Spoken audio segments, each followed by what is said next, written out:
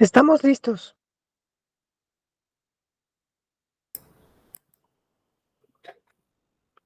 Buenos días.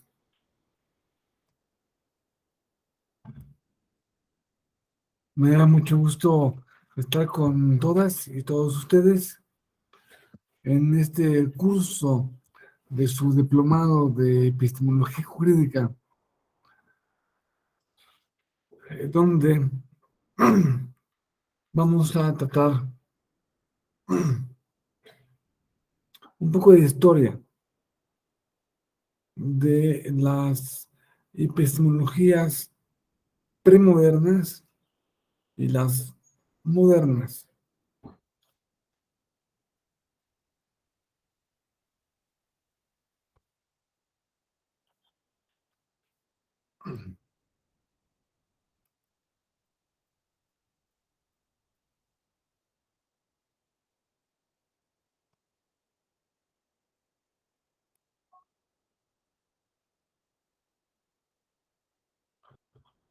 ¿Sabes si todos ustedes pueden ver correctamente la presentación? Muy bien. Si alguna o alguno tiene algún problema para ver correctamente estas imágenes, por favor, solo díganme para ver de qué modo podemos arreglar el problema.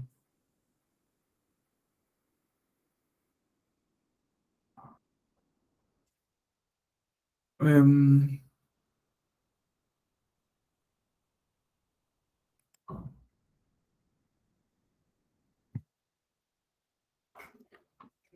en en su diplomado de epistemología jurídica, toca ahora ver a manera de introducción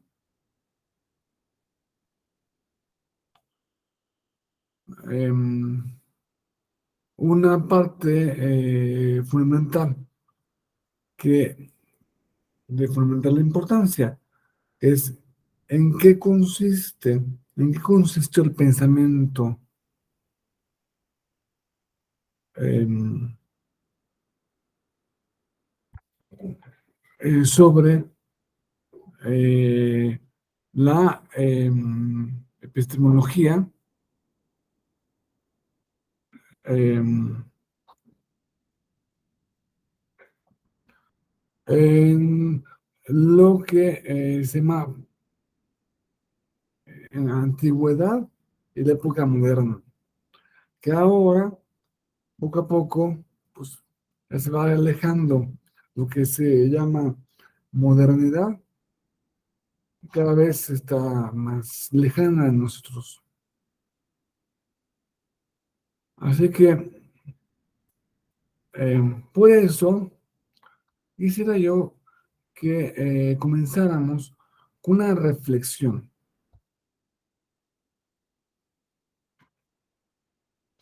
reflexión referente a una pregunta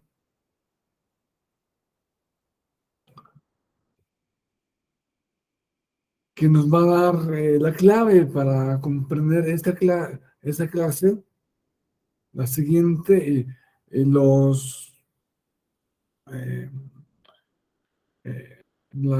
módulos este, que van a venir después de este. Esta pregunta es fundamental. Para conocer un jugador de ajedrez que quiera conocer cómo se juega al ajedrez, cuál es la jugada correcta, cuál es la siguiente jugada correcta, ¿qué tienen que hacer? ¿Qué tienen que saber? Tienen que saber, ¿acaso em, em, si eh, cómo llegó, cuál es la historia de cada una de las piezas, cómo es que el caballo está donde está, o si primero fue el peón y después fue el alfil,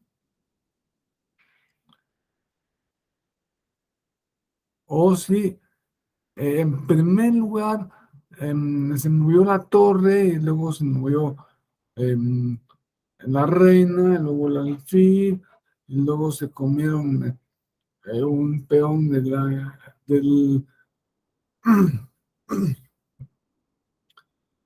adversario y luego em, eh, hubo un enroque. ¿Hace falta saber eso para saber cuál es la jugada correcta siguiente? No, lo único que hay que saber es conocimientos sincrónicos. De ahora, los conocimientos sincrónicos en ajedrez se reducen a saber las reglas del ajedrez. Punto. No hay que conocer o tener conocimientos diacrónicos. Es decir, no hace falta conocer la historia de, eh, de cómo llegaron esas piezas a donde llegaron para saber que llegaron a donde llegaron y para saber qué es lo que puedo hacer a la continuación, qué es lo que, eh, a cuál peligro me expongo. Solo tengo que saber las reglas del ajedrez. No tengo que saber nada más. Bueno, esta, esta similitud, o esta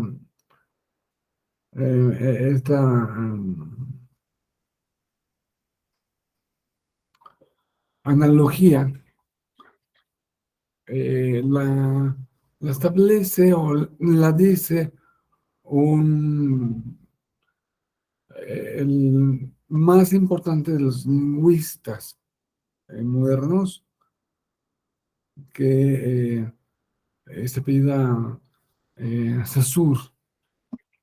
Saussure dice esto, pero él se refería al lenguaje para saber cómo hacer el lenguaje, cómo ordenar las palabras, los verbos, el predicado, el sujeto, el, el, eh, todo eso. No hace falta saber la historia de dónde vinieron las palabras. No hace falta. Simplemente hace falta saber las reglas del lenguaje. Para Saussure es muy claro.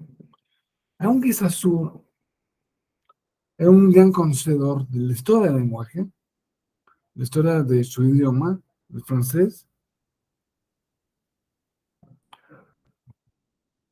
eh, separaba muy bien lo diacrónico a lo sincrónico, lo que requiere una ciencia, determinado tipo de ciencia, a lo que requiere otro determinado tipo de ciencia. Aquí, cuando hablamos de epistemología, cuando hablamos de derecho, cuando hablamos de sociología, cuando hablamos de cualquier ciencia que tenga que ver con el ser humano, el derecho, la historia, la antropología, hace falta saber, hace falta tener conocimientos diacrónicos, hace falta saber cuál es la historia, porque en el ajedrez es muy claro. En Saussure eh, hablaba de los momentos de ajedrez. Momento uno, 2, 3, 4, 5, 50, 80. Entonces, en el momento 80, para llegar al 81, solo hace falta saber las reglas del ajedrez. Pero en la historia del ser humano no. En la historia del ser humano hace falta saber cuál es el presidente. O sea, ¿qué es lo que pasó antes? Por ejemplo, no, para dar para conocer qué es lo que va a pasar o para conocer en qué momento se encuentra determinada situación, hace falta saber eso. Hace falta conocer de, el, el peso que tiene cada cosa. Porque, por ejemplo, em, ahora podemos hablar de laicidad, de la influencia de la iglesia y el Estado, la separación de iglesia y Estado. Sin embargo, no es lo mismo. ¿Cómo se hablaba de la separación de iglesia y Estado en 1850, en 1930, a cómo se ha movilizado la posición relativa de la iglesia en política en 1920, 1960, en 2010? No es lo mismo. Hace falta saber de dónde viene y por qué fue esa tradición, porque para saber que ahora la iglesia tiene un lugar mucho más políticamente, mucho más modesto, una influencia eh, relativamente mucho menor. Entonces, claro, y esto de conocer la historia también es aplicable a las ciencias y el conocimiento humano. Por eso tenemos que conocer cuál es el origen de las ideas que fundamentan nuestra, nuestra perspectiva epistemológica actual. Claro que debemos pasar a analizar de dónde viene la palabra epistemología. Viene de episteme, que es conocimiento o ciencia, a logos, y logos, que es pensamiento o razón. Vendría siendo pensamiento sobre la ciencia, razón de la ciencia, razón del conocimiento. Siempre ha habido, bueno, desde hace miles de años, ha habido una determinada epistemología. Ustedes tienen una determinada epistemología.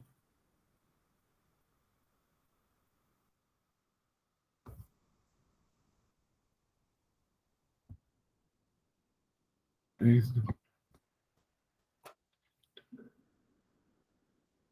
Y pues el conocimiento de la epistemología es de los más importantes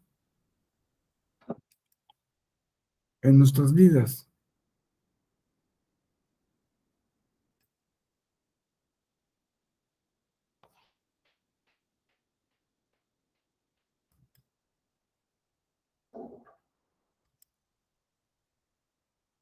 Es lo más importante que ha sucedido quizá en la filosofía.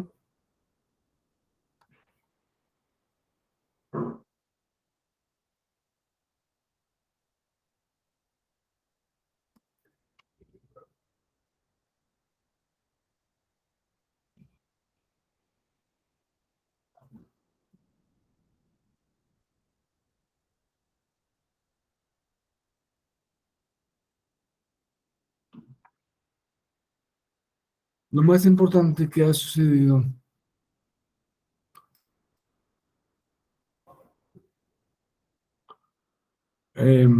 quizá en el pensamiento humano,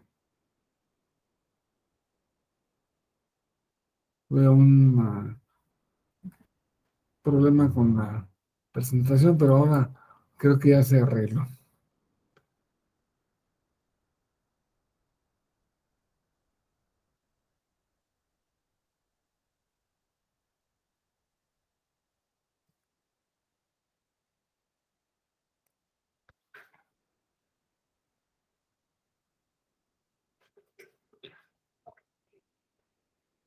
Ah, la epistemología es uno de los problemas centrales de la filosofía. A lo que se dedican los filósofos es, entre otras cosas, a reflexionar sobre cómo conocemos. Primeramente, si es, bueno, y esto de cómo conocemos es una cosa que vino natural. Oye, ¿cómo lo hacemos para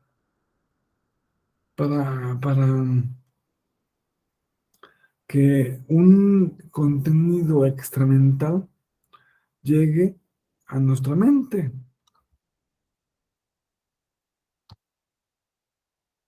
¿Cómo es posible que el árbol, la idea de árbol,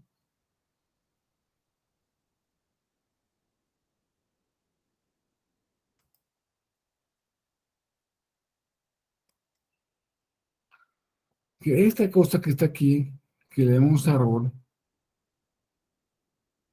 pueda estar también aquí? O sea, el árbol está aquí y aquí a la vez. Entonces,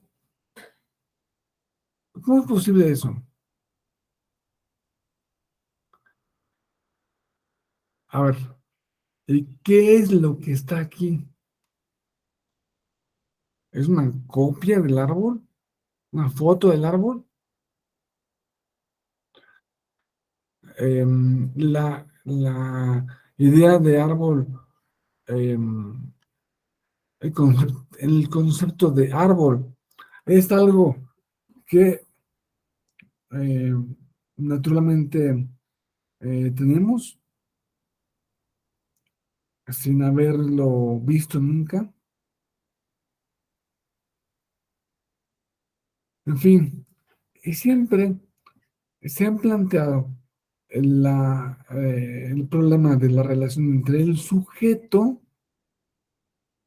y el objeto. ¿Qué relación tiene sujeto y objeto?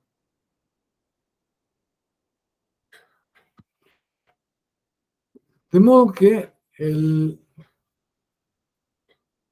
un segundo momento se preguntaban, oye, ¿es posible conocer? ¿Es posible conocer?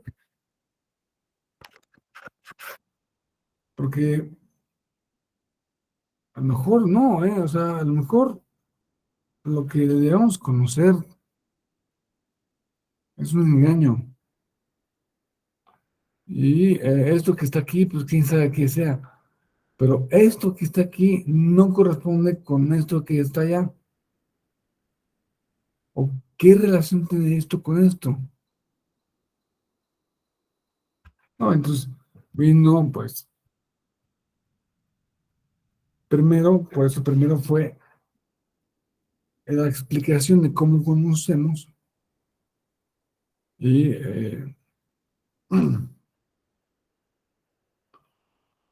uno de los primeros fue Platón, pero luego, unos siglos después, pocos siglos después, en la Grecia que le podemos poner de la antigüedad todavía, este, en el periodo helenístico vino una corriente filosófica que es el escepticismo. El escepticismo es, "Bueno, a ver, dime por qué tú dices que podemos conocer.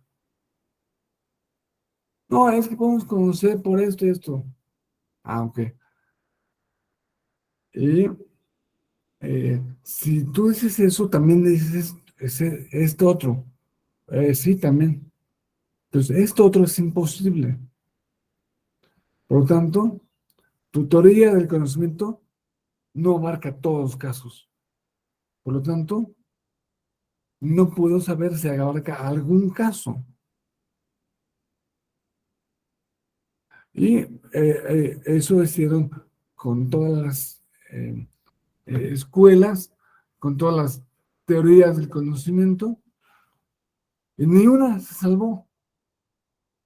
Los escépticos no creen firmemente que se pueda conocer.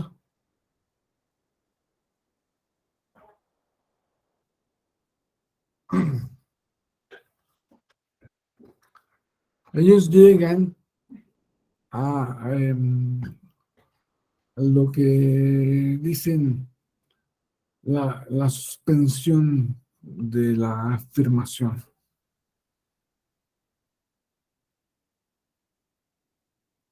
No dicen que nada es verdad ni mentira, sino que es ese decir que eso es conocido, que eso es verdad, que eso es falso, falsedad. Como no lo puedo conocer, lo pospongo a otro momento, quizá dentro de 15 vidas, ¿no? Que sí pueda conocer. No, no, no, ellos no creen en la reencarnación, ¿no? Pero eh, sí en la suspensión del conocimiento. Si yo suspendo todo conocimiento, llego a algo que ellos denominan ataraxia, que es la indeterminación. La ataraxia es algo parecido al nirvana, ¿no? Que llega después de que nada es cognoscible, pero nosotros no podemos llevar el, el escepticismo a tal punto. Digo, el escepticismo es algo importante, pero metódicamente. Dudar en principio de casi de cualquier cosa. Y luego, pues mira, esto ya, de esto no puedo dudar.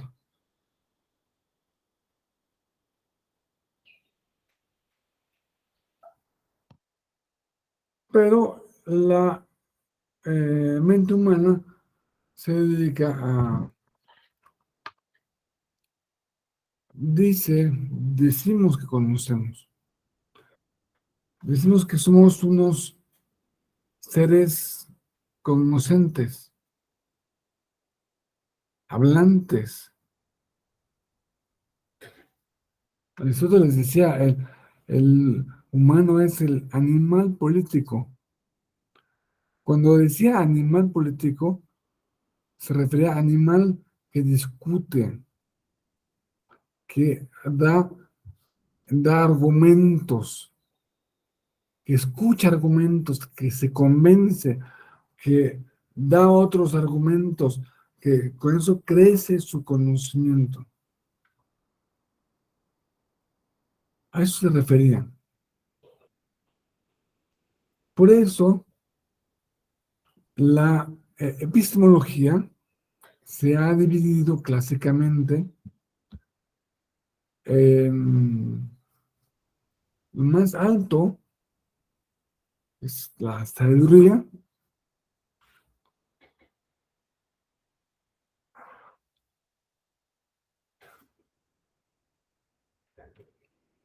otro, el, el escalón de abajo de la sabiduría es la ciencia.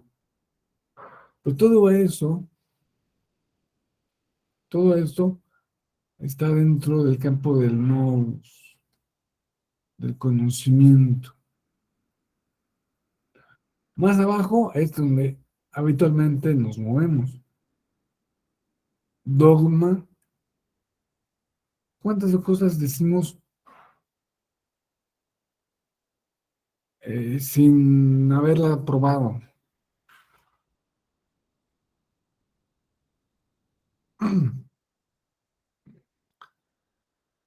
No sé si ustedes, la última vez que tomaron una aspirina, se plantearon, oye, este circulito realmente es una aspirina. Bueno, vienen en una caja verde que tiene muchos circulitos que es una aspirina, pero ¿realmente es eso? ¿Ustedes ya han llevado su escepticismo a tal grado? O sea, dudar de que lo que viene en la caja de aspirinas es o no es una aspirina. No, no, por lo general no. O sea, si dice la caja que compras en la farmacia, deme unas aspirinas.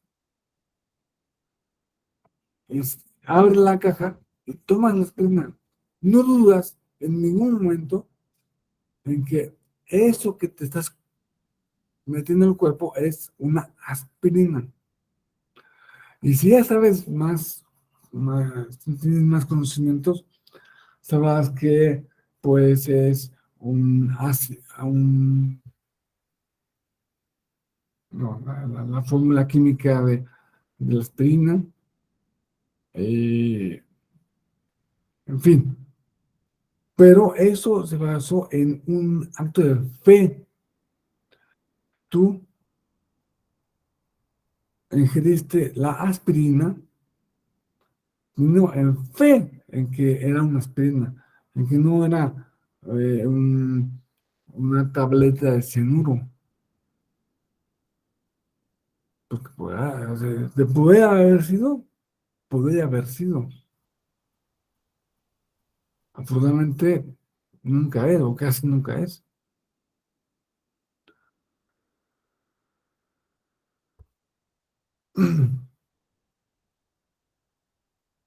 Digo, y la fe sobrenatural, la fe en un Dios o en en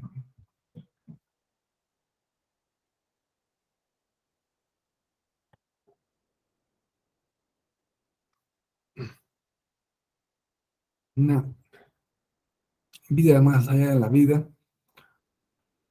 pues es otra cosa.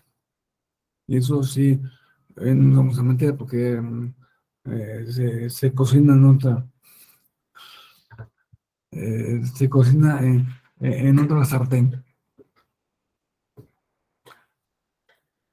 Y por último, lo que ahora sí.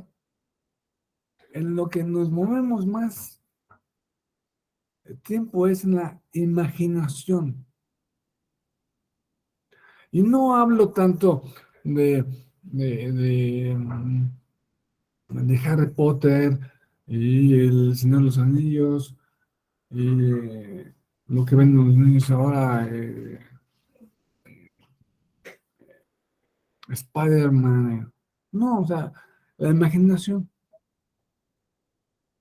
Gran parte de la política es imaginación. Lo que mueve a la economía es la imaginación. Lo que mueve a, a- a los órganos jurisdiccionales tiene un grado muy fuerte de imaginación. Así que hemos visto pues un repaso así muy esquemático y muy, muy simplón de lo que es la epistemología o a qué se refiere la epistemología. Ahora vamos a ver qué es la epistemología jurídica.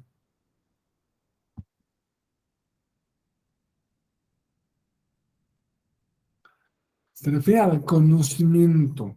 Claro, epistemología es conocimiento, ¿no? Ya habíamos dicho. Episteme es conocimiento. Pero, ¿conocimiento de qué? Conocimiento de disposiciones normativas. Lo que comúnmente se llaman leyes. eh, Tú vas al súper o a la librería y pides, deme una constitución, deme un código fiscal. Pero un libro, el código fiscal, un libro grande, lleno de dibujitos, de- con páginas, que tú interpretas que cada dibujo es una letra, cada dibujo, cada conjunto de dibujos es una palabra, cada conjunto de palabras es una oración, ¿no? Pero esa no es la ley, no es la norma.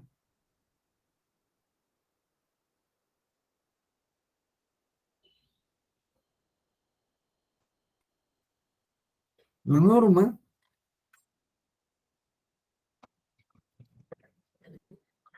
la norma es la interpretación de esas disposiciones.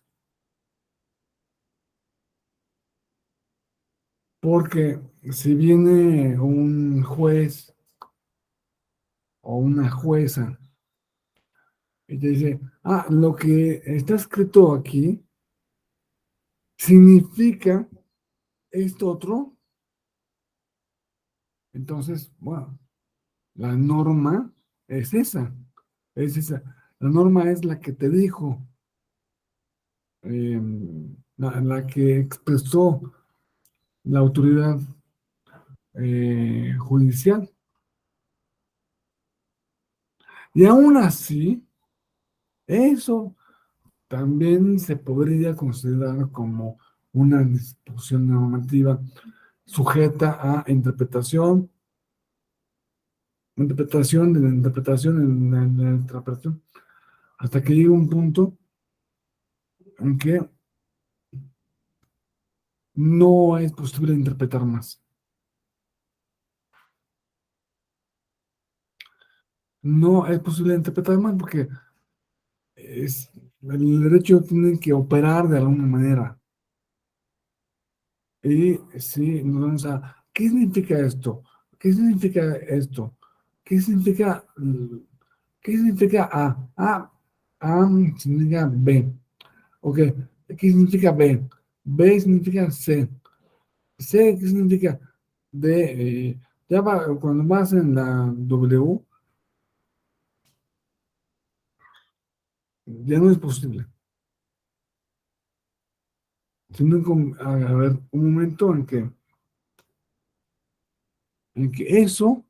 esta disposición normativa se convierte en norma. Y por último, también, la epistemología jurídica no solo abarca el conocimiento de las disposiciones normativas, de las normas, es, es decir, de sus interpretaciones, es decir, de las sentencias, las jurisprudencias, la doctrina, sino que también abarca la evaluación ética de esas normas.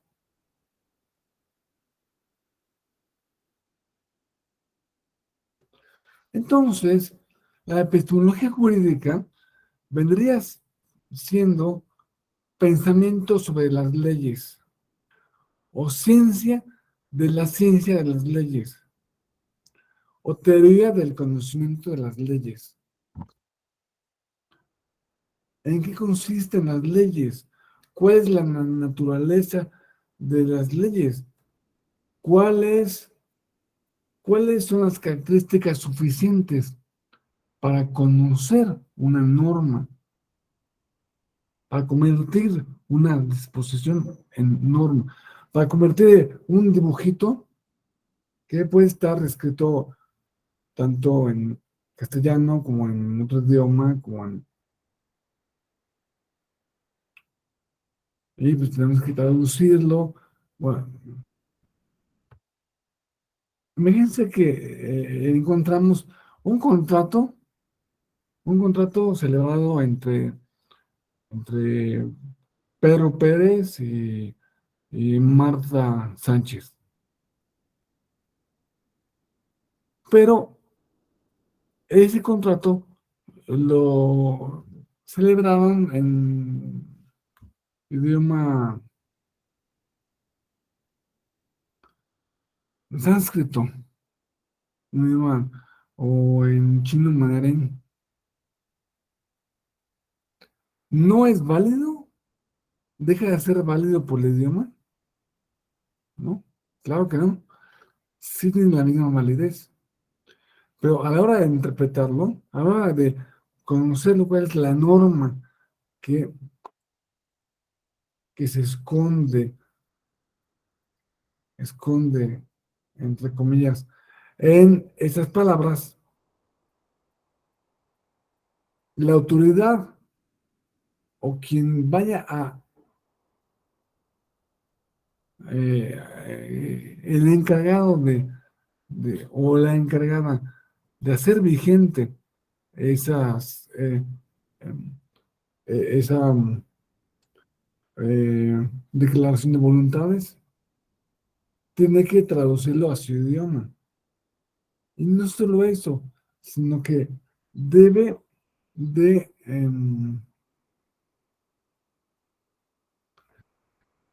eh, saber no cualquier interpretación literal, ¿no? No es, lo pones en el traductor de Google y ya, sino qué significa o qué alcance o qué profundidad o qué significado tiene poner una obligación antes que otra y después de la siguiente. Porque puede ser que tenga un propósito jurídico, quién sabe. No sé si me van a entender.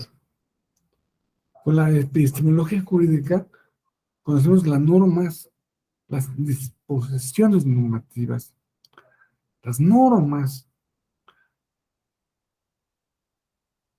Y por último, la evaluación ética de las normas, pero eso lo vamos a ver después. Por eso, a mayor amplitud, la epistemología jurídica no podemos dejar de considerarla como una ciencia concreta.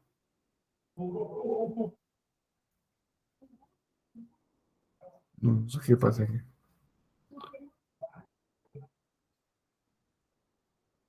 Es una ciencia que nos va a revelar las condiciones de posibilidad del conocimiento jurídico. Y sí, este es equiparable al conocimiento de otras ciencias.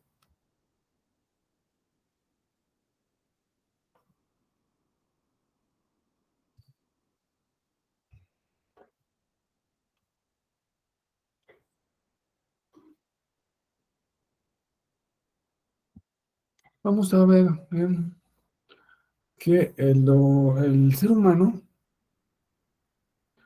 lo clásico, vamos a movernos en la epistemología clásica, que eso es lo que nos va a dar el criterio, los criterios de conocimiento, de verdad, de acercamiento a la realidad, que no han dejado de ser vigentes desde la época de la antigüedad hasta hoy, hasta este momento. Aristóteles decía que todos los hombres por naturaleza desean conocer, que es un apetito del, del conocimiento humano. Queremos saber, queremos conocer. Y ciertamente, cuando conocemos más y más y más y más, eso nos causa una gran satisfacción. Y el conocimiento proporciona sabiduría. Porque no solamente conocemos, sino que encajamos estos conocimientos en nuestra propia vida y nos lleva a un estado superior que lo veíamos anteriormente en la pirámide, que es, es la sabiduría, que es el máximo conocimiento que puede haber. En la punta de la pirámide del conocimiento humano está la sabiduría. Ya luego vendrán em, eh, otros, las personas científicos que digan, no, no, no, el, el ser humano no desea conocer, no, no es un deseo. Nosotros conocemos nuestro afán, apetito de conocer. No es por llegar a la sabiduría y esas cosas, no. No, es simplemente una ansiedad de supervivencia. Si no sabemos, somos menos aptos para sobrevivir que el que sí sabe. Entonces, bueno, pero eso es una discusión que, pues, aquí no viene mucho al caso.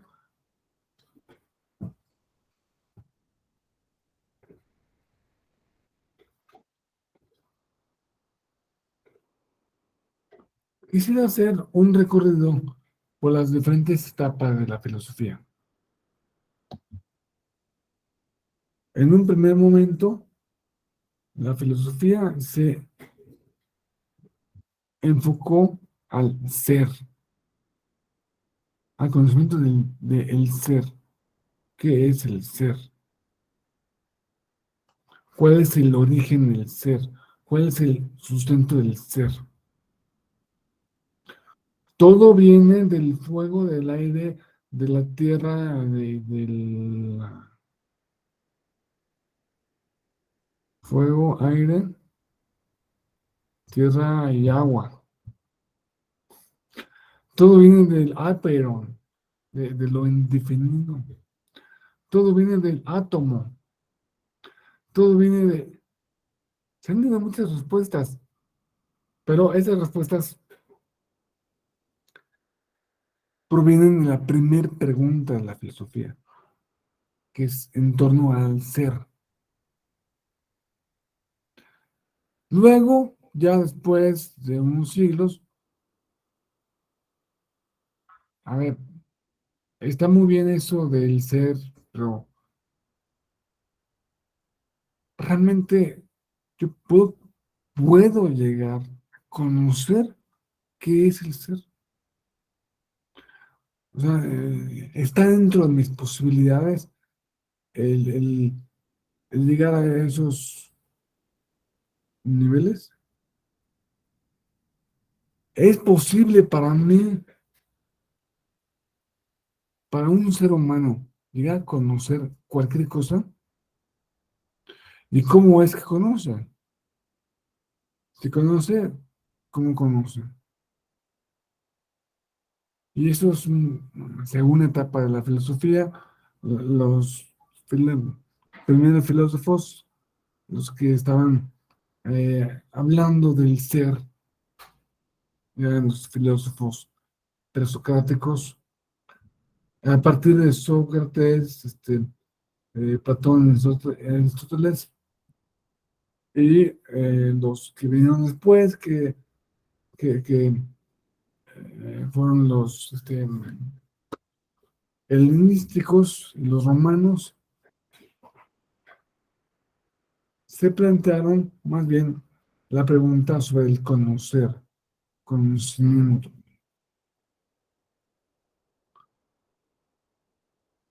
Ya pasaron muchos siglos y se dieron cuenta de que la manera en que conocemos, la manera en que llegamos a a ese ser, la manera en que nuestra mente trabaja es a través del lenguaje. Y el lenguaje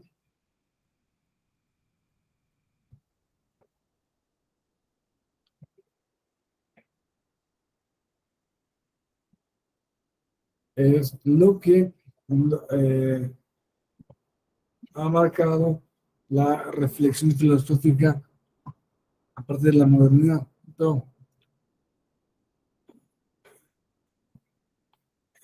nos vamos a quedar con los premodernos y los modernos. Vamos a ver un poco de historia.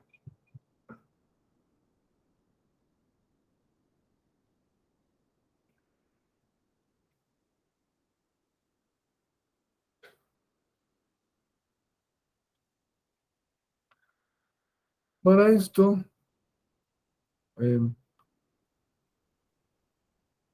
tenemos que partir de que hay una...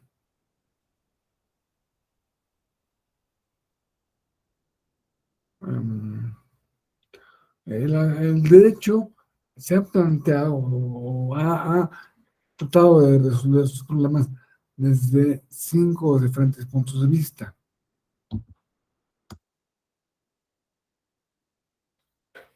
El primero es em, la,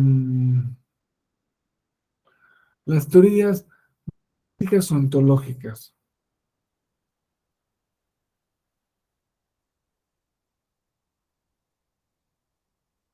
Mm, Supone em, que dicen que hay varios niveles de la realidad, aparte del físico. Hay por lo menos 2 niveles de la realidad. Un nivel que llamaría por Platón el mundo de las ideas y el otro nivel que es el mundo de las cosas, en el mundo de lo tangible. que es un mundo imperfecto. Aristóteles también, bueno, a ver, antes de hablar de Aristóteles, Planto dice, las ideas están en otro mundo, en el mundo de las ideas. Y este mundo, este cochino mundo en el que estamos, es un, unas sombras de las ideas. Es una simple sombra.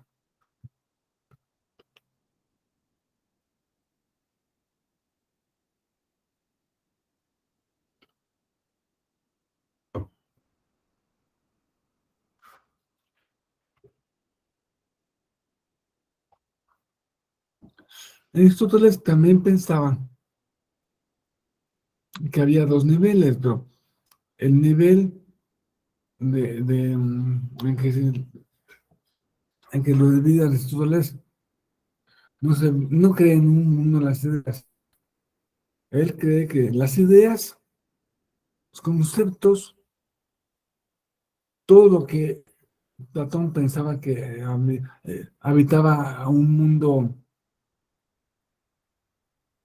que no podemos conocer, que todo eso está en los objetos.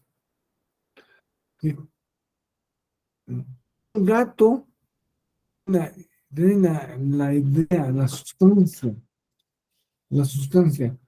Baja el mundo de las ideas al mundo de las sustancias.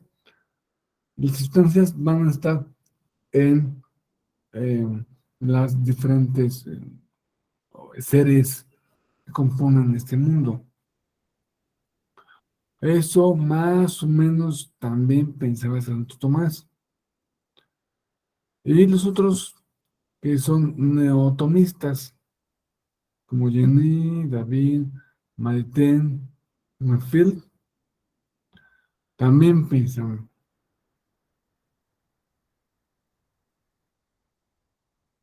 Y desde ese punto de vista organizan su reflexión sobre la epistemología jurídica. Claro que no se distinguen precisamente eh, ninguno de ellos, salvo quizás Santo Tomás, por hablar del derecho.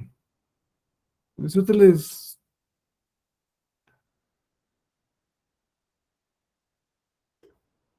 eh, esas reflexiones que hemos visto, el conocimiento de la norma y el conocimiento de la ética de la norma, todos desde su punto de vista metafísico ontológico o metafísico racional, que no se separa mucho de lo anterior.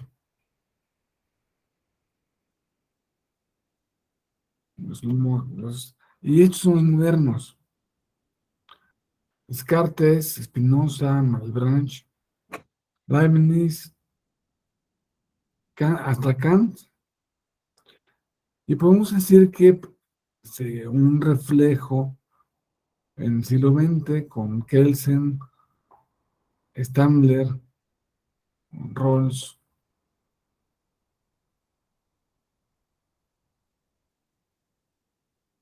los empiristas, Hobbes, Locke, Hume, Bentham, Austin, Hart, Savigny, Marx. Marx, no sé si meterlo ahí o más bien es una especie de todo junto.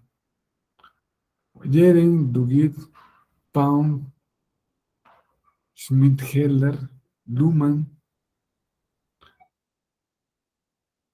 más o menos parten de que todo lo que se puede conocer es lo que se puede experimentar por los sentidos.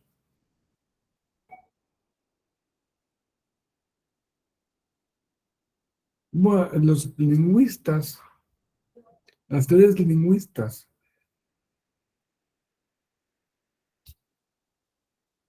que pues no nos revelan que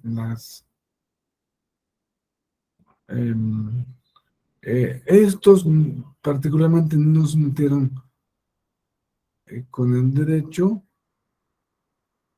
pero podemos hacer un análisis analítico, lingüístico del derecho, como lo ha hecho Habermas, por ejemplo. Y por último, pues las posmodernas, ¿eh? Foucault, Derrida, Lyotard, Rorty, Bátimo, Nussbaum,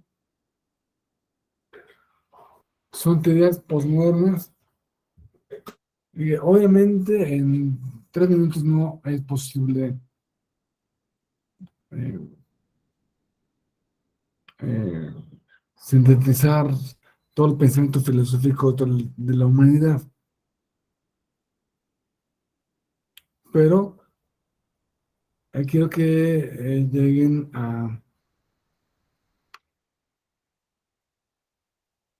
estas ideas, a darse cuenta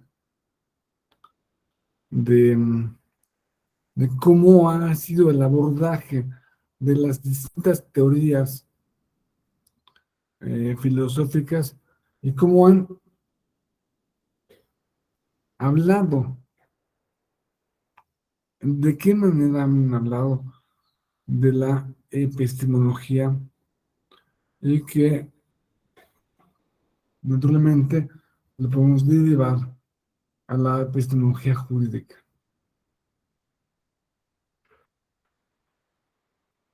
Bueno, yo tengo que son las 10:02.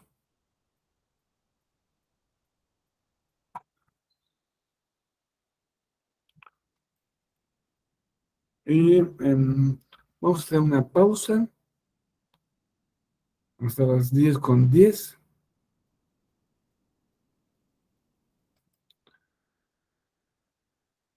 para acabar esta primera clase de em, epistemología jurídica, los abordajes premodernos y los modernos. Muchas gracias, pueden apagar sus cámaras.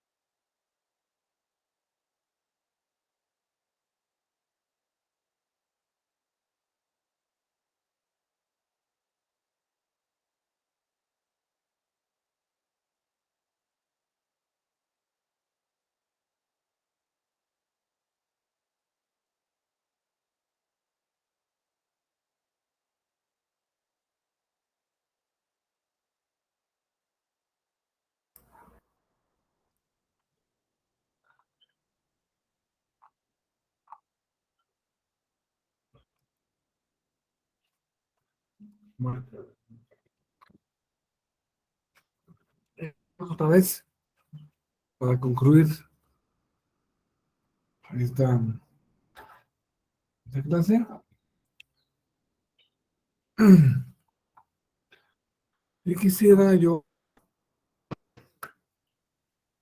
advertirles cómo es que esto, tener en cuenta cómo la reflexión sobre la epistemología gira en torno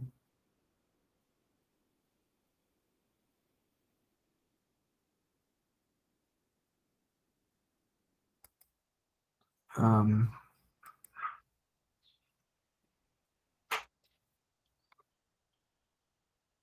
un concepto de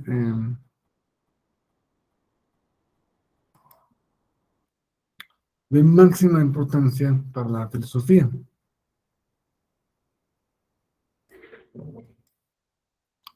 Porque la verdad es una categoría clave en la filosofía del pensamiento y es de radical y fundamental importancia para el derecho.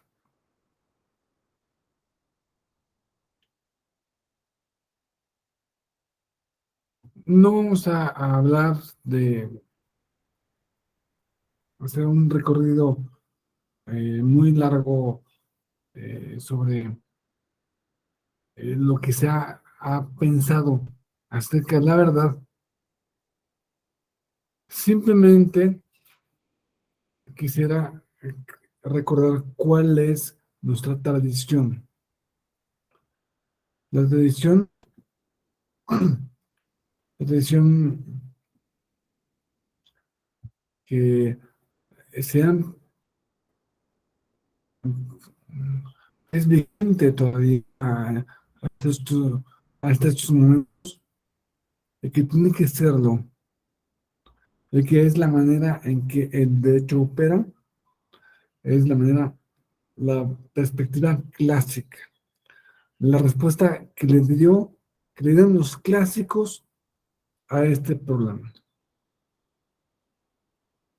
Y con los clásicos nos referimos al clásico en particular, Aristóteles.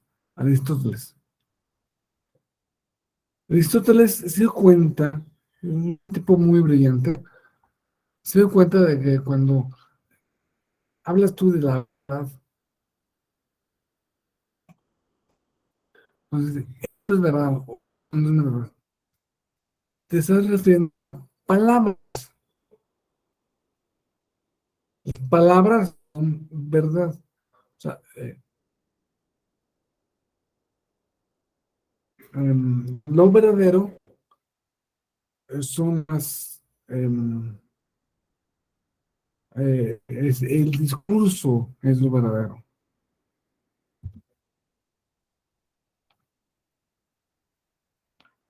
Y pues en neurometafísica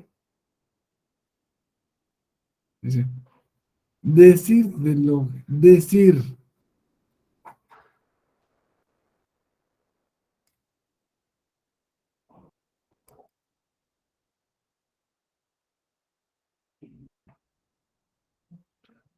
que no es, o de lo que no es que es falso. Decir de lo que es, de lo que no es verdadero. Así que es decir, que el, la verdad o la falsedad se encuentran en lo que decimos. Lo que decimos, él lo entiende, eh, lo que decimos tiene un correlato en la mente. Entonces, que, que la verdad es la correspondencia de la mente mediada por el lenguaje y la realidad. Si yo digo, esto es un gato, no es verdadero. Esto es una botella.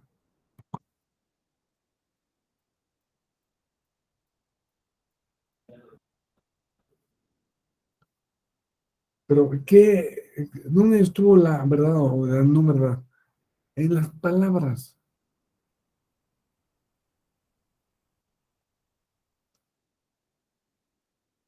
Las palabras que relatan cómo es la realidad. Que se refieren a la realidad y ponen la realidad en la mente humana. Ese es el problema en el que se centra toda la epistemología, la teoría probatoria, todo el desempeño jurisdiccional,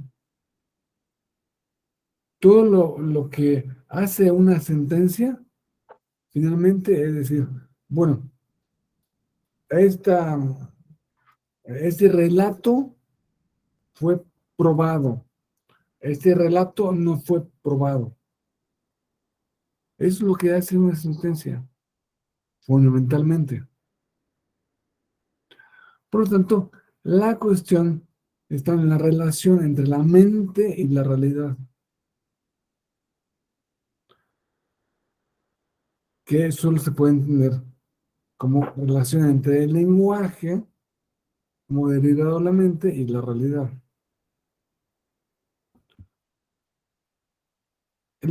La verdad tiene un carácter lingüístico que hace que, o pum, dentro de nuestra tradición también, está la oposición a la tradición clásica con la tradición posmoderna. La tradición posmoderna dice que es una posición escéptica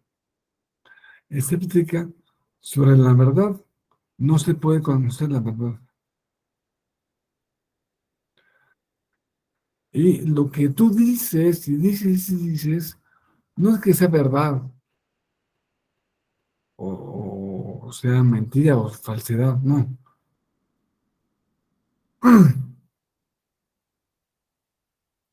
Es todo lo que dices es retórica,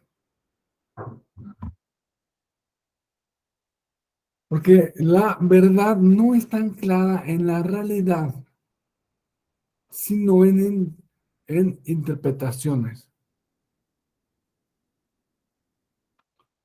Y esto es la manera como lo veía Nietzsche.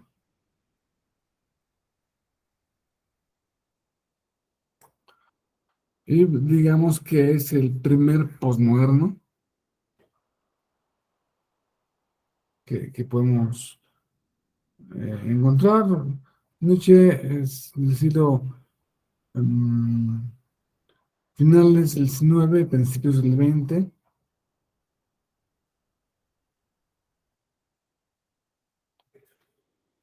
que es una cosa que nos va a quedar muy claro, que en qué sentido niega a la verdad.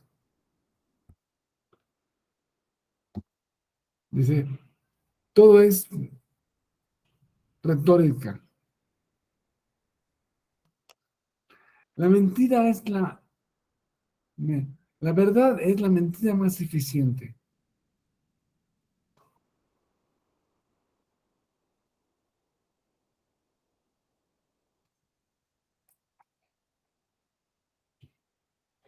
Si yo no creo en la verdad, yo tampoco creo en la mentira. Y todo lo que digo no es ni verdad ni mentira, sino que son construcciones subjetivas que nos llevan más o menos a, a una conclusión que la conclusión está en convencimiento. Me convenció. Todo lo que he dicho hasta ahora puede haber sido falso, pero si los convenció a ustedes, es suficiente. Claro que, pues, creo que no es falso, no, nada de lo que les he expuesto. Pero esa es la visión nietzscheana, la visión relativista, que el relativismo no puede subsistir en el derecho. El derecho no puede ser relativista. No aceptaríamos nosotros, tú no aceptarías que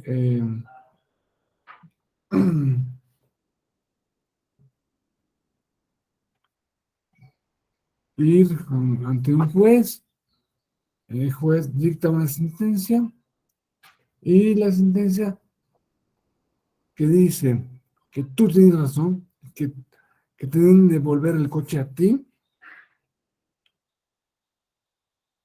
pues sea algo relativo, según el parecer de la otra parte.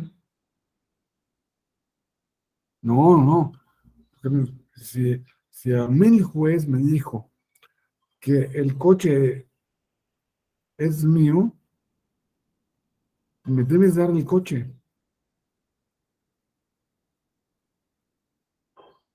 Si el juez dijo que se anula la, la elección, se anula. Y no, desde el punto de vista, un punto de vista, desde otro punto, no. A ver, los derechos no pueden ser sujetos a una interpretación relativista. Los derechos tienen que ser em, eficaces en toda su amplitud.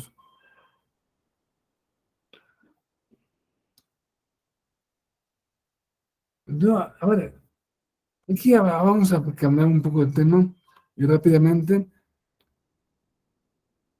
Me voy a decir que comenzamos esta clase diciendo que íbamos a hablar un poco de historia. Sí, o sea, estamos hablando de cuál es la visión premoderna y también la moderna de la epistemología jurídica. Ya vimos qué es la epistemología, qué es la verdad, que es un punto fundamental de la epistemología, pero vamos a ver, premoderna. Con premoderno nos referimos a antiguo. En principio, realmente no. O sea, premoderno es una manera de ver las cosas, ¿no? Pero nos referimos a una manera de ver las cosas que se originó en la antigüedad y que se pretende haber superado con la modernidad, con el racionalismo.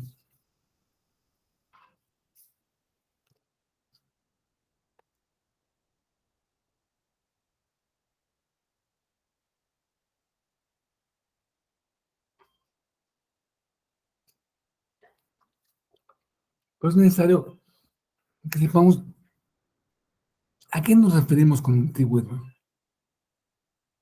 La antigüedad no es tan antigua como pensamos. Uy, lo antiguo, se pierde. No, no es posible conocerlo porque se pierde en el tiempo.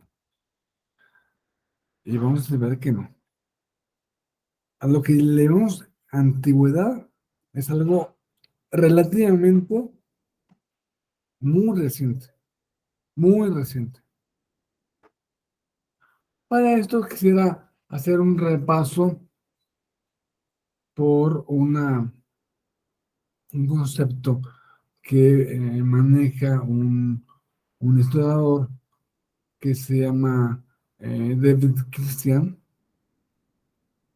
que se llama, que es la gran historia.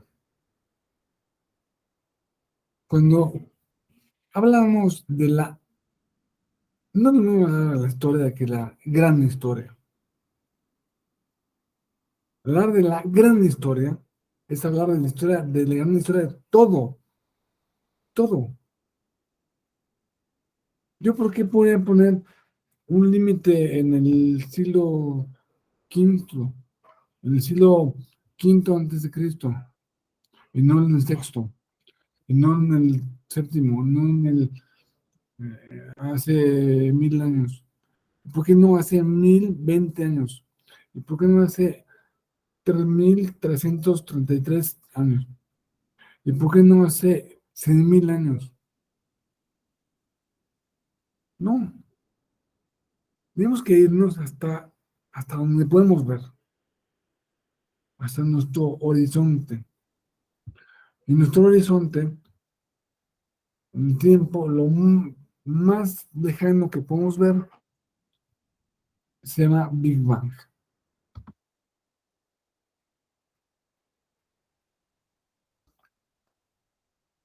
que se ubica más de 3700 millones de años.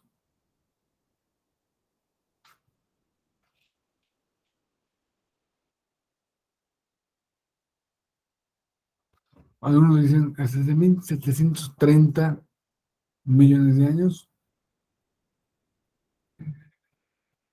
Y pues, em, de lo que surgió del Big Bang, bueno, yo no soy científico, no les puedo dar mucho, pero sí les puedo decir que cuando hablamos de historia del derecho, tenemos que pensar en esto, tenemos que pensar en el Big Bang, tenemos que pensar en que con el Big Bang no surgieron los átomos, que eso fue después, y después fueron las estrellas, y después fueron las galaxias, y después, hace más o menos como eh, 5000 millones de años, este, fue se creó, se formó el sistema solar.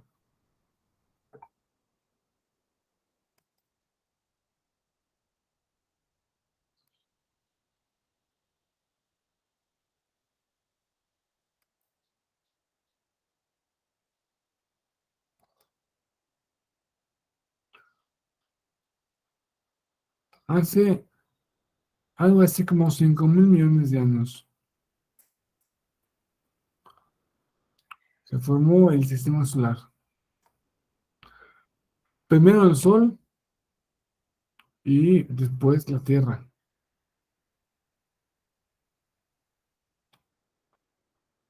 Vamos a poner la Tierra, pasan unos 5400 millones de años. Es mucho tiempo. Y es más muy extraño que haya restos, se hayan encontrado restos de vida casi de 4000 millones de años de antigüedad. La vida ronda,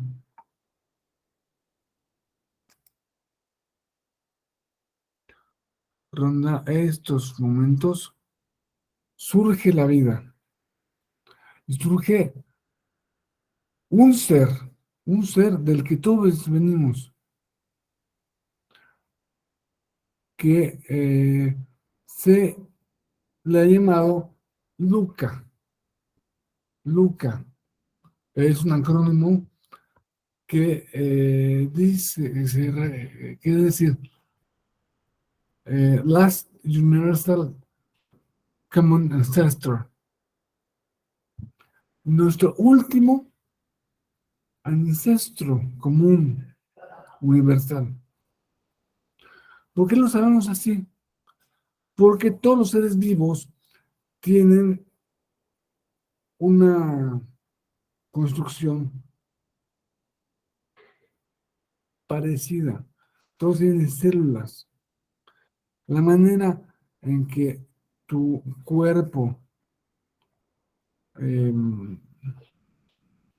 metaboliza los azúcares es la misma manera en que el árbol, un árbol, metaboliza los azúcares.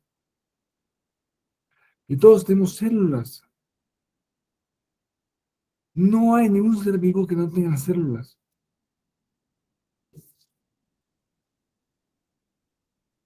o que no sea una célula.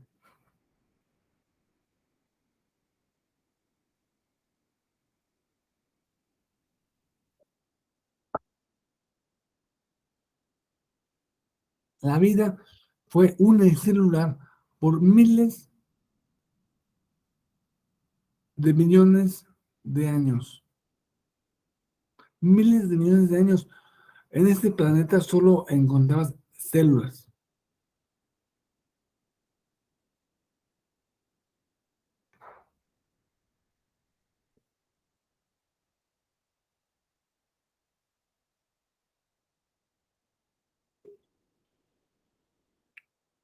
Los dinosaurios, que nos parecen ay, lo más antiguo,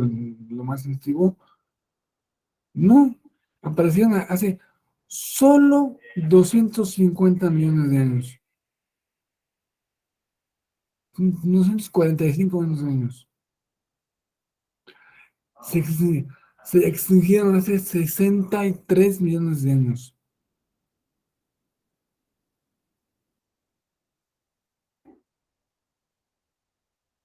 Cuando hablamos del ser humano, hablamos de los homínidos, es algo muy reciente, muy reciente. Vamos a hacer un zoom aquí, un zoom en esta parte.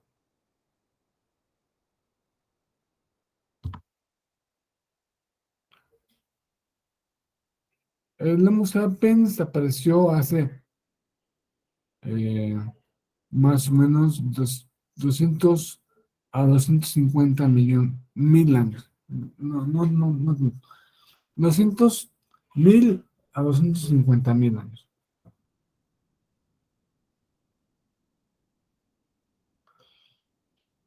Es mucho.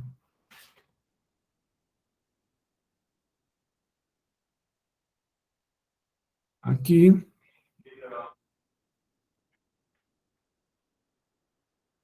em, ¿qué hubo después? ¿Qué hubo antes de esto? Bueno, sí, hubieron antepasados, pero ya no lo podemos llamar humanos. Ya, el... Ahora vamos a ver.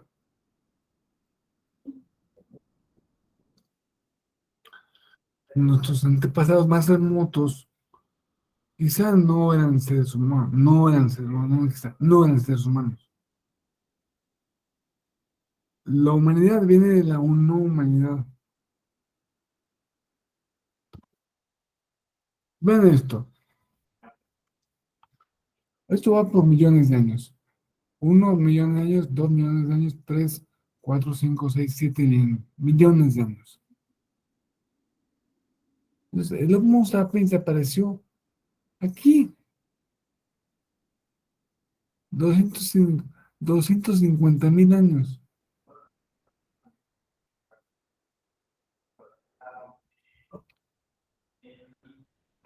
Y pues sus antepasados, como rhodesiensis, como antecesor, como ergaster, Australopithecus africanus, se va a 3 millones de años. 3 millones de años.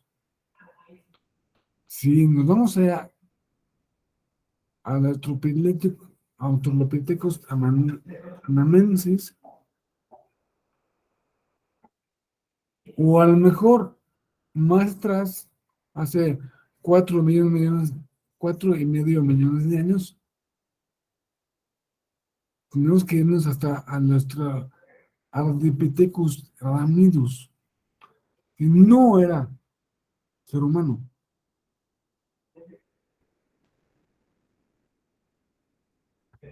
Faltaba muchísimo para que aparecieran los primeros seres humanos. Por eso, pues aquí tenemos claramente eh, una foto de familia.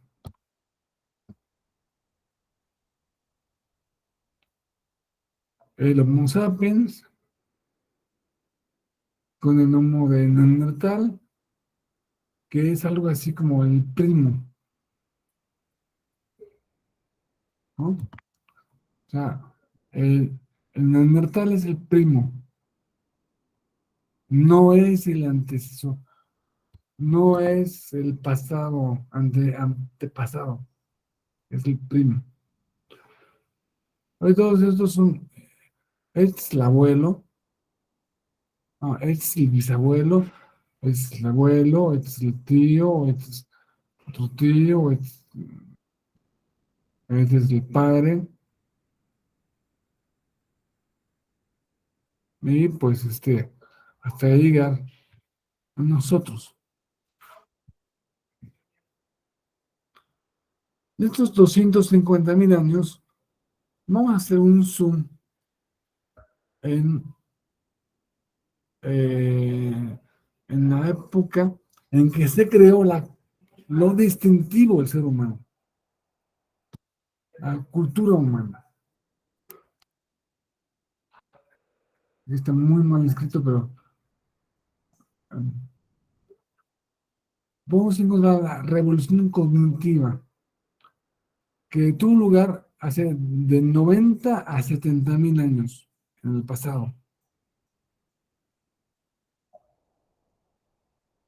Ciertamente, los seres humanos de hace 200.000 años, si nos encontramos uno con un tipo así, lo traemos para acá, lo vestimos, lo afeitamos, lo restauramos, le cortamos el pelo, le ponemos zapatos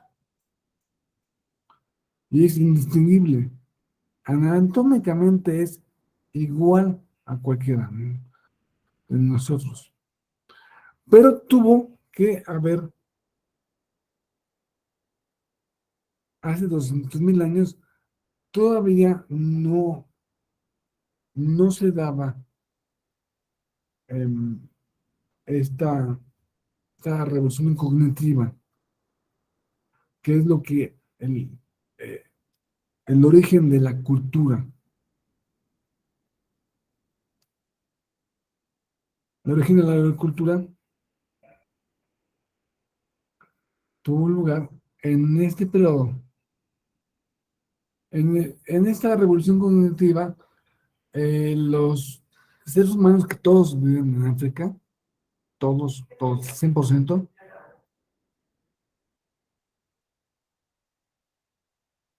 em, aprendieron a hacer arte, a hacer, em, a enterrar a los muertos, a, a tener religiones. De esa época más o menos un poco antes, viene el lenguaje simbólico.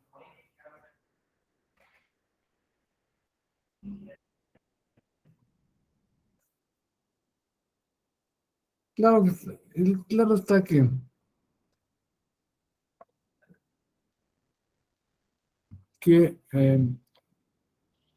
estos seres humanos, nuestros antepasados, cuando aprendieron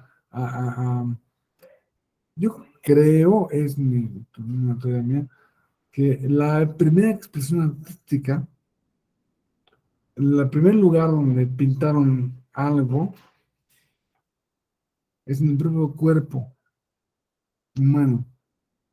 O sea, lo primero que hizo, la primera expresión artística es el tatuaje, yo creo. Hay buenas razones para, para pensar en eso. Bueno, entonces, este periodo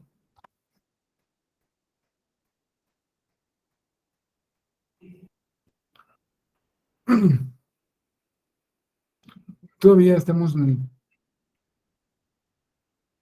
paleolítico. Paleolítico que tuvo su fin hace 6.000 años, o 6.000 antes de Cristo, o sea, hace más o menos como 8.000 años. En hace 8.000 años, nuestros antepasados aprendieron a tallar la piedra de una manera novedosa.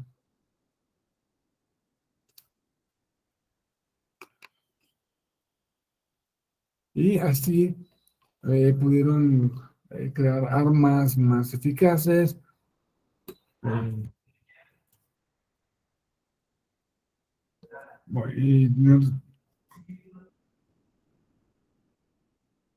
y muchas cosas con la transformación de instrumento se transforma también la manera en que la manera de la función.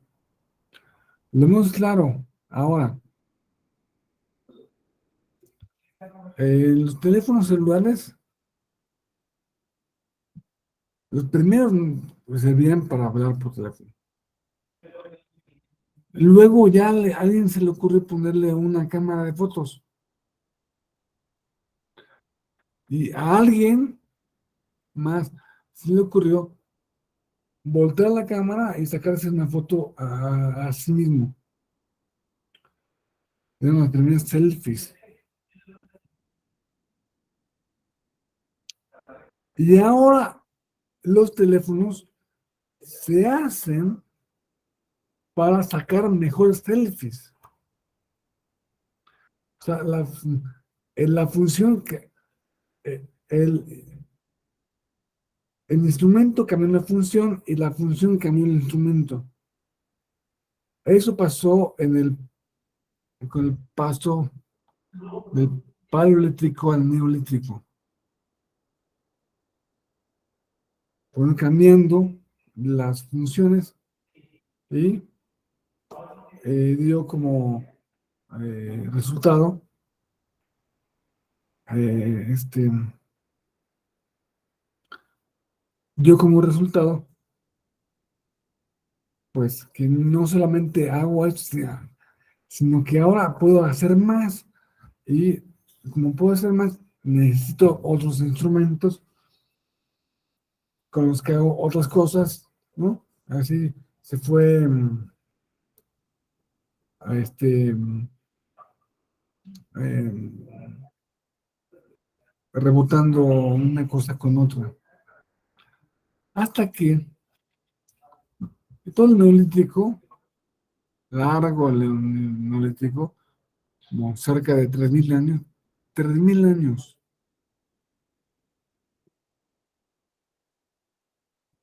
del neolítico son las pinturas rupestres, en Francia, en España, son eh,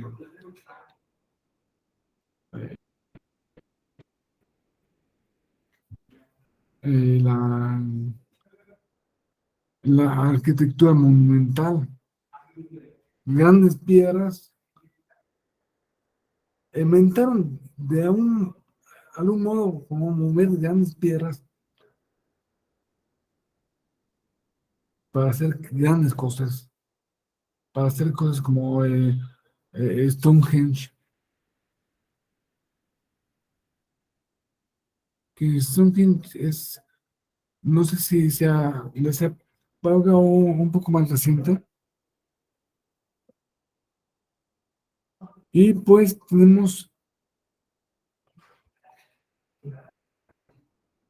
pasa algo, pasa algo,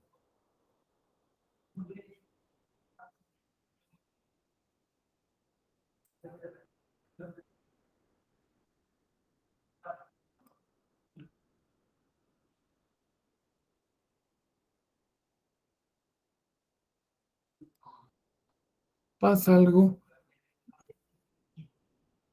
y más o menos por aquí,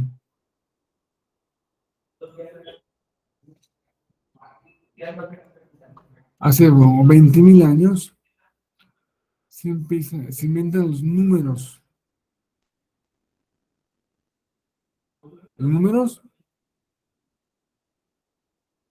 que acabaron muchos miles de años después convirtiéndose en letras, en alfabetos.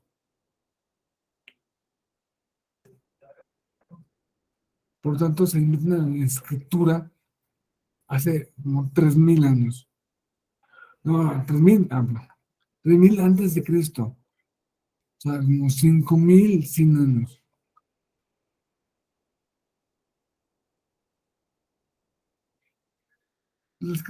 Con la escritura pues, vino un cambio cultural tremendo.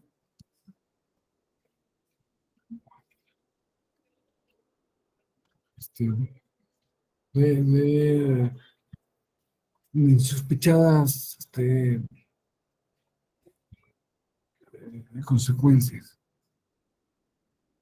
que todavía hoy mismo lo estamos viviendo. Vamos a hacer un zoom a esta época. Bueno, tengo que decir, que en esta época se inventa pues la ganadería, los elementos neolíticos. Luego la escritura, no. Vamos a hacer un zoom aquí, de aquí a aquí, de aquí a aquí.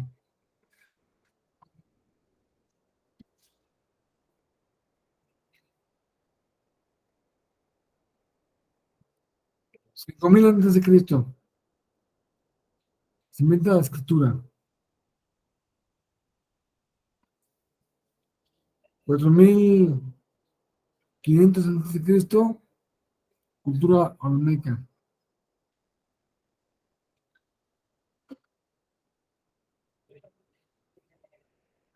3.700 antes de Cristo. Hace 3.700 años, código de Hammurabi. Es muy importante esto.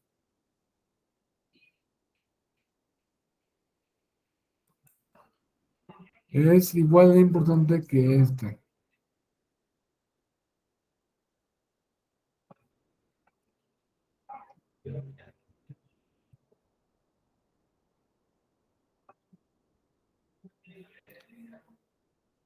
Coincide con las primeras organizaciones humanas ya estables, ya dejaron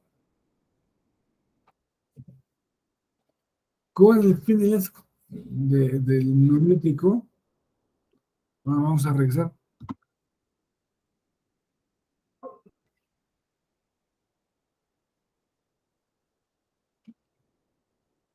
Con el fin del neolítico, todavía aquí nuestros antepasados, muchos eran agricultores, cazadores, agricultores, y poco a poco se fue haciendo sedentaria la cultura.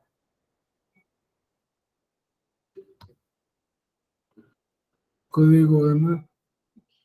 Bueno, llegamos a lo que nos importa.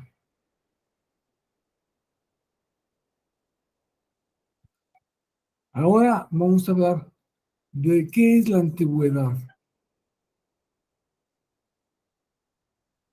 Más o menos, este simbolito, como hola, como bolita, significa más o menos, más o menos. Más o menos los siglos cuarto, los siglos séptimo al cuarto antes de Cristo. La antigüedad clásica. Por eso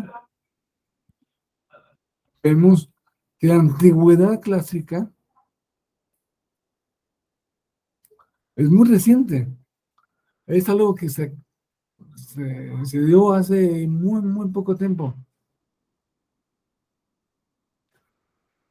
Luego ya viene Jesucristo, realmente es el año 1, ¿no?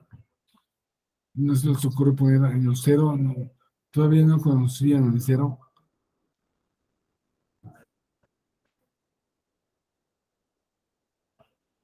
De modo que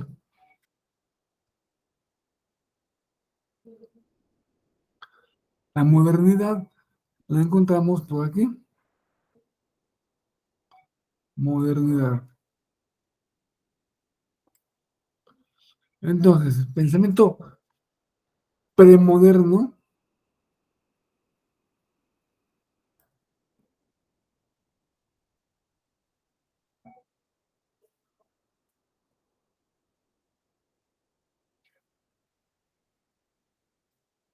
pensamiento premoderno realmente se afianza en la antigüedad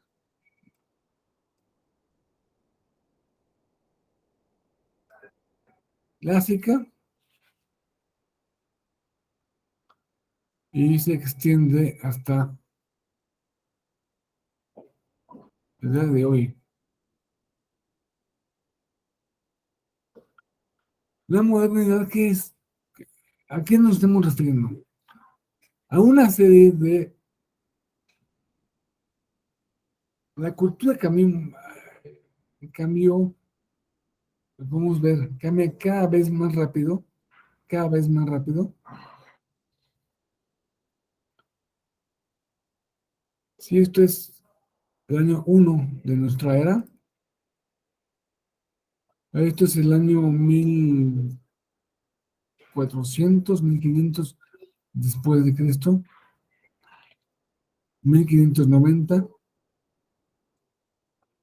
que por diversas circunstancias se originó el Estado moderno, se originó la,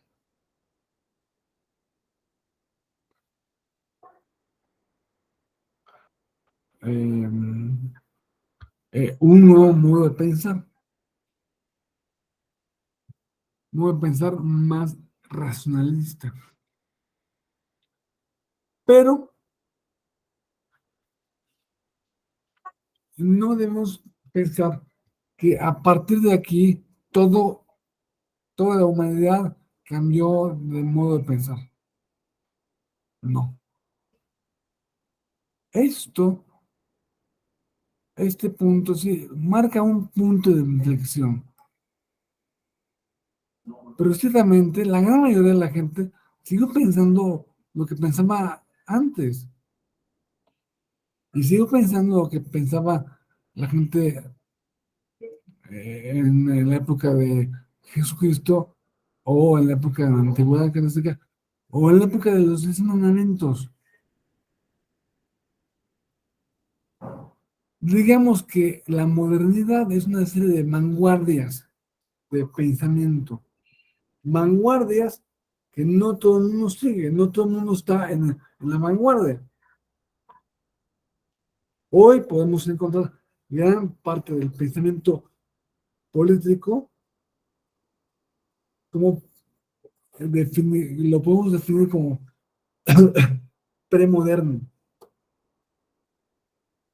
Los nacionalismos, como el ruso, de, eh, que lo justifica invadir un país, a Ucrania, pues es porque el señor Putin tiene un pensamiento premoderno, tiene un pensamiento que puede compartir con alguien, con un líder, eh, hace 3000 años, pero lo sigue conservando hoy. Entonces, esa diferencia, lo bueno hubiera sido que que llegara a la época moderna, todos empezaron a pensar como modernos, pero no, definitivamente, desafortunadamente no es así.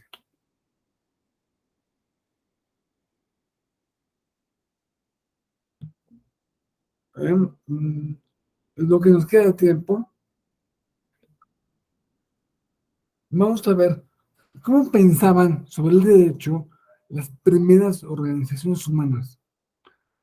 Ya dejaron de ser cazadores, recolectores, ya eh, se pusieron a cultivar eh, trigo o a cultivar lo que sea.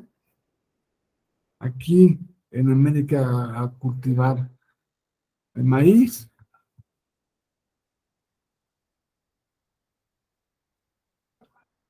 ya empiezan a a capturar animales para criarlos y cuando usted ya en un momento sacrificarlos y comérselos, lo que es la ganadería,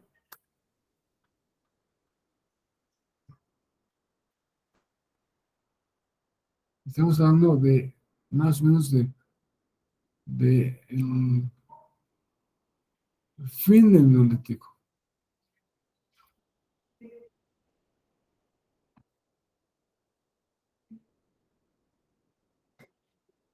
¿Qué pasa? Estas primeras organizaciones, todas, y cuando digo todas, me refiero al 100%, eran, eh, basaban sus creencias en un Dios. Ellos vienen de un Dios y los manda un Dios. Dios es la fuente de la legitimidad de la autoridad. Por eso, la, la fuente de la ley en aquel entonces era únicamente religiosa. Aquí vemos claramente esto,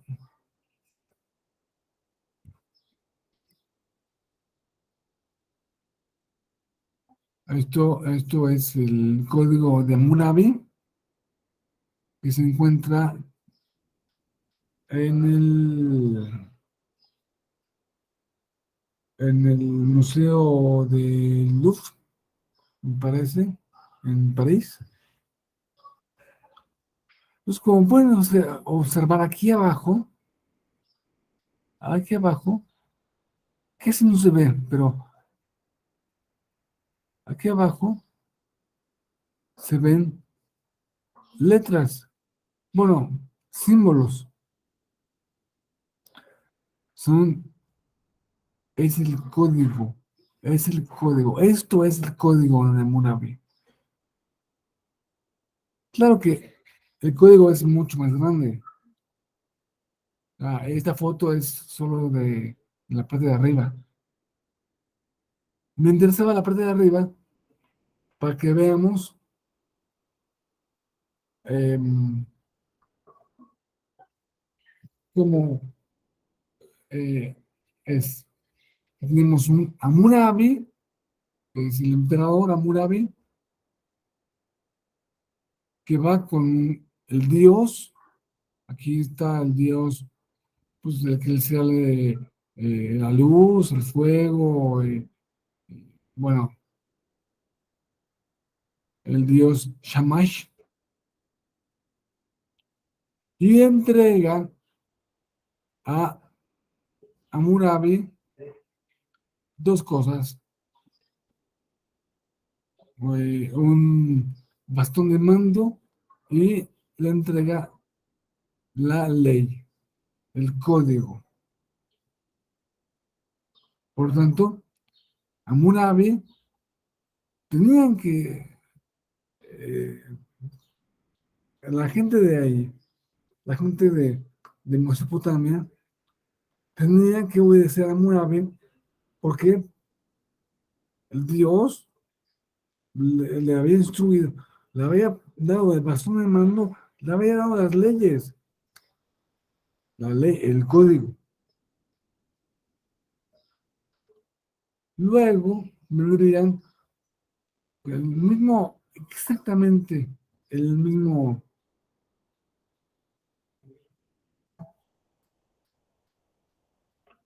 la misma, la misma idea, pero con Moisés y el pueblo judío. Ya vamos a terminar. Moisés y el pueblo judío, Moisés sube al monte Sinaí y Dios le da las tablas de la ley.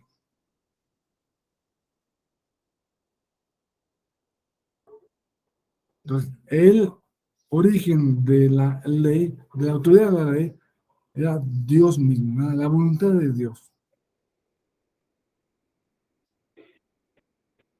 Así que, pues, esto lo vamos a continuar en la clase siguiente, mañana. Vamos a ver cómo ha acabado, cómo se ha conformado la epistemología jurídica premoderna. Este es el principio de lo premoderno. Nos falta ver, mañana vamos a ver, a empezar con las reflexiones en torno al derecho natural.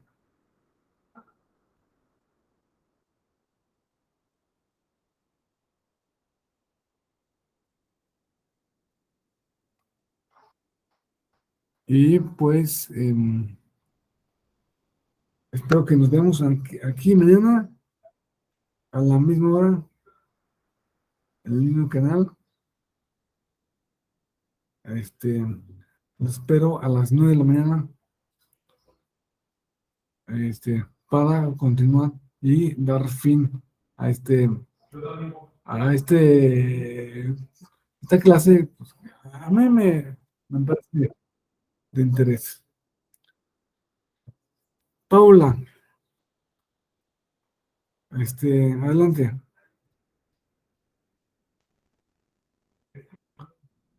Paula, ¿quieres hacer una pregunta? No, buenos días, no sé por qué, perdón. ¿Perdón? Es un accidente cuando No, no sé, no sé bien, pero ¿podrías repetir? que fue un accidente cuando piqué la manita, perdón. Ok, ok, muy bien. Bueno, pues aquí nos vemos a las 9 mañana. Me despido.